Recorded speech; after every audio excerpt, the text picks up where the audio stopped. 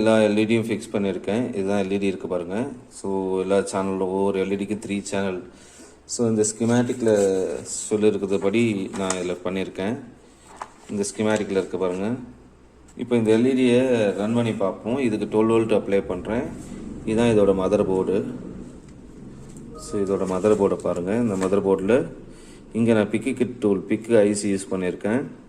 2 capacitor use பண்ணியிருக்கேன். இது 7805 regulator. அப்புறம் இங்கே டிரான்சிஸ்டர் யூஸ் பண்ணியிருக்கேன், பயாசிங் டிரான்சிஸ்டர்.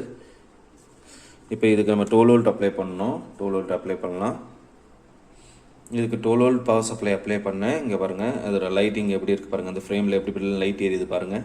ஸோ இந்த ஃப்ரேமில் இப்போ ஒரு ஃபோட்டோ வச்சுருக்கேன். இந்த கிரேட் லெஜண்ட் ரத்தன் டாட்டா அவரோட ஃபோட்டோ வச்சுருக்கேன் பாருங்கள். கலாம் சாரோட ஃபோட்டோவும் வச்சு பார்த்தேன், அழகாக இருக்குது. ஆல்ல ஃபிக்ஸ் பண்ணியாச்சு.